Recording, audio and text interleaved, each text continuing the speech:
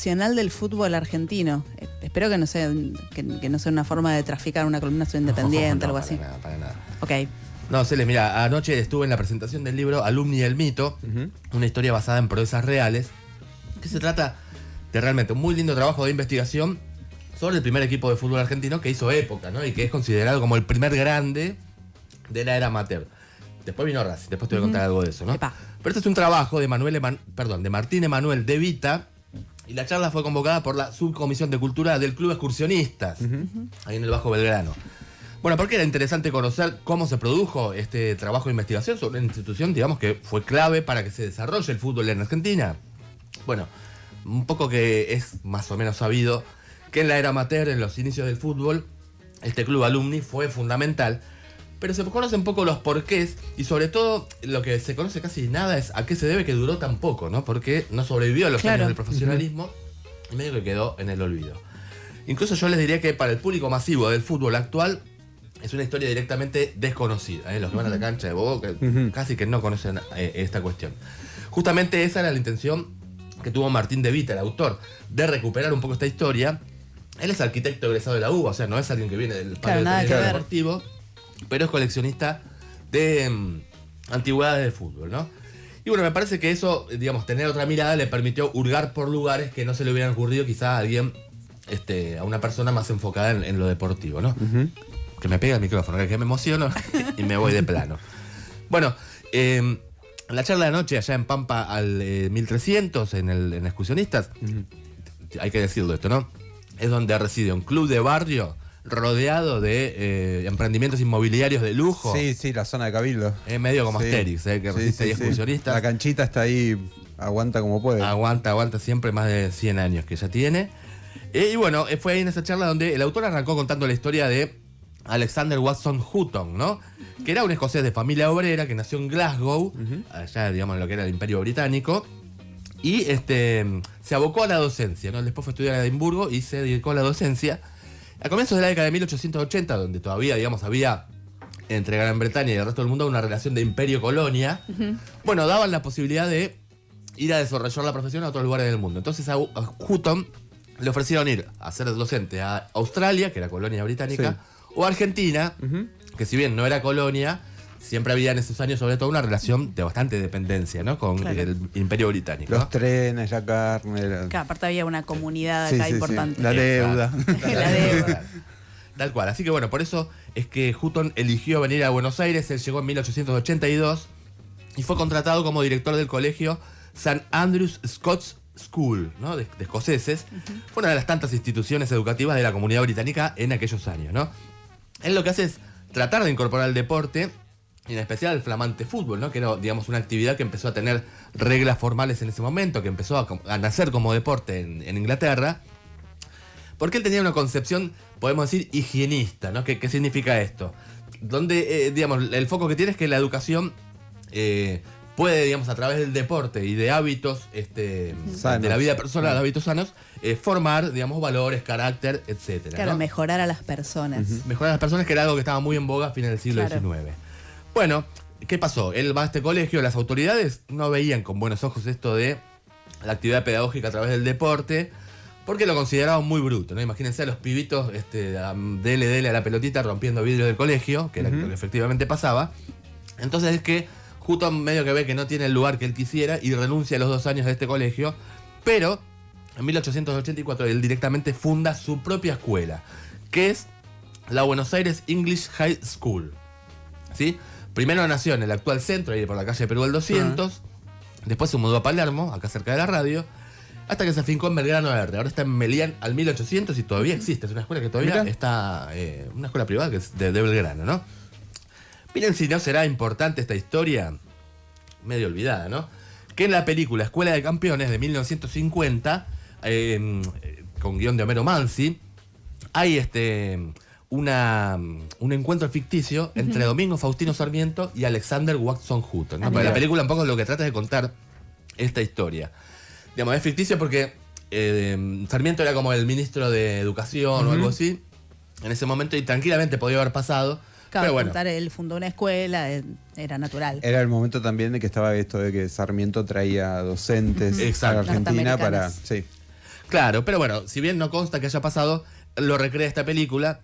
Entonces, ahí Hutton, el personaje, es un escocés que se plantea esta disyuntiva de cómo hago por meter el deporte y qué sé yo. Entonces, para educar. Entonces Sarmiento, en el diálogo, que es Enrique Muñoz, le dice: usted enseñe a patadas, a trompadas, a empujones, pero enseñe. Y con ese mandato va Alexander Watson Hutton, ¿no? Bueno, para sintetizar un poco por qué fue tan importante este momento en que el fútbol empezó a tener un desarrollo y Hutton se abocó a organizar los primeros campeonatos, digamos, más regulares y las primeras asociaciones incluso, ¿no? Por eso es que se lo considera como el fundador de la prehistoria de la AFA, podríamos decir, ¿no? Como el primer presidente de la AFA. Bueno, el equipo de este colegio protagonizó, digamos, la protohistoria del fútbol, ¿no? Porque en la década de 1890 logró algunos campeonatos, tuvo cierta repercusión, pero para inicios de los 1900 ya había más clubes, la asociación tenía más cuerpo, digamos, y le plantean que el equipo de Hutton, el club de Hutton, no podía seguir funcionando de esa forma porque era como una especie de publicidad encubierta de su colegio. Entonces, digamos, como que tuviera fines comerciales no les copaba mucho. Imagínense qué distinto el fútbol de aquel tiempo. Claro, ahora, qué ¿no? bizarro. Bastante bizarro. Pero bueno, así Aparte fue que le hiciera publicidad a una escuela sería lo de menos hoy, Claro. ¿no? una escuela, claro. Pero bueno, así fue como en 1901 el club es reorganizado y rebautizado como Alumni, ¿no? Porque seguía siendo un club de alumnos y exalumnos de esta escuela, de este colegio inglés. Pero ojo, porque contra lo que se cree, no es que era un club exclusivamente de futbolistas ingleses, ¿no? Que eran, por ejemplo, Quilmes, Athletic Club, que es el actual Quilmes, sí, era solo de jerárquicos del ferrocarril inglés. Mirá. Claro, acá no. Porque, ¿qué pasa? Está el mito también de que Racing fue el primer equipo criollo. Mirá. Es una verdad a medias. Seguro. Porque en Racing, claro, había apellidos como Ochoa, Perinetti, etcétera. Y fue un gran equipo también. Pero coexistía con este alumni donde estaban los hermanos Brown, que eran segunda generación ya de Ya nacidos criollos. en Argentina. Claro, con ese apellido. Con ese apellido parecía que no, pero eran criollos y fueron 8 hermanos que fueron jugando en distintos momentos de alumni. Bueno, logran ser tricampeones en 3 ocasiones. 1901 a 1903, 1905 a 1907 y 1909 a 1911. Pero además, digamos, de hegemonizar deportivamente la primera década del siglo XX, lo que marcó época Alumni fue por su estilo de juego en un fútbol argentino que estaban haciendo, ¿no? Ahora, como les decía antes, estábamos hablando de un club que hace más de 100 años que dejó de existir. Y a mí me llamó la atención la pasión con la que Matías de Vita difunde esta historia, Martín de Vita, perdón, difunde esta historia. Y por eso es que le consulté qué lo llevó a investigar y escribir este libro sobre Alumni y nos contaba esto. Lo elegí Alumni básicamente porque sin quererlo me choqué con su historia, la leí e instantáneamente me sentí hincha y parte, y por eso intenté pregonar a todo aquel que no la conoce y contagiarle lo que yo sentí en ese momento cuando la conocí por primera vez. Como institución, básicamente algo muy simple y creo que perdido en el fútbol de hoy, que es la caballerosidad. Creo que esos valores se perdieron y bueno, vengo con eso para poder fomentarlo a todo aquel que quiere conocer su historia. Bueno, escuchamos a Martín de Vita, es el autor del libro Alumni y el mito, que nació porque ganó un concurso de cultura de la ciudad de Buenos Aires y eso le permitió editar algunos pocos libros en formato físico. Mirá. Que lleva una aclaración en el propio libro, ¿no? Acorde al espíritu amateur de Alumni. Dice, este libro no tiene precio, no se vende ni se consigue en librerías. Entonces, ¿cómo uno lo puede leer? Bueno, circula en formato digital absolutamente libre. Uno puede acceder a un QR, que después lo vamos a publicar en las redes sociales, y lo baja recontra fácilmente. Y es la edición espectacular con todas las ilustraciones, infografías. La verdad que es buenísimo. Lo que les decía, digamos, Hutton, estamos hablando de una historia casi olvidada, donde, por ejemplo, la AFA no homenajea ni reconoce casi a Hutton, salvo en la biblioteca.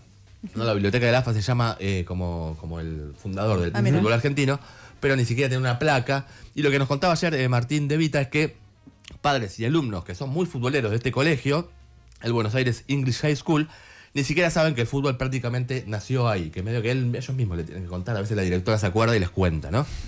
Bueno, este libro, Alumni del Mito, está disponible, como les decía, para descargar el QR. Y también, para terminar, yo lo que les quería era recomendar seguir las actividades que están impulsando desde excursionistas. Está la cuenta de Instagram, @excursio_cultura, que por ejemplo el viernes que viene van a proyectar una película brasileña sobre la experiencia de la democracia corintiana, una experiencia bajo la dictadura, ¿no? A principios de los 80, que medio que movilizó la exigencia de apertura democrática, y va a estar presente el director. Así que muy interesante esto que hace Excursio, igual que el libro de Martín de Vita, Alumni, que un poco recupera esta idea de educar y llevarlos a otros mundos a través del deporte.